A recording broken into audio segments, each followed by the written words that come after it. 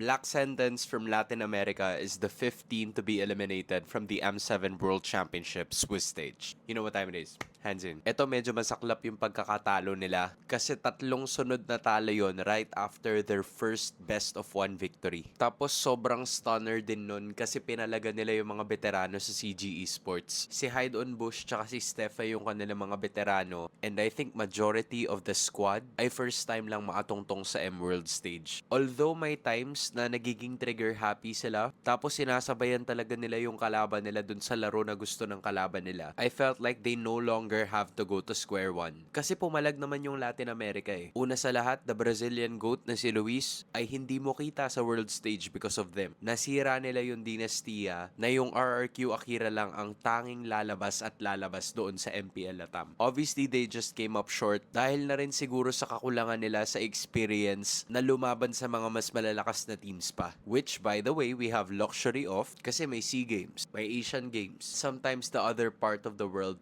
feels so far from Asia. Kaya nga minsan iniisip ko sana bumalik na talaga yung NACT kung babalik man siya kasi magiging malaking tulong yon para ma-develop yung MLBB ng western part ng mundo. They just worked with what they had. At kung hindi man naging sapat yon, I'm sure that they were happy to be here but they will not be satisfied in improving. Sana maita pa natin sila sa mga susunod na tournaments.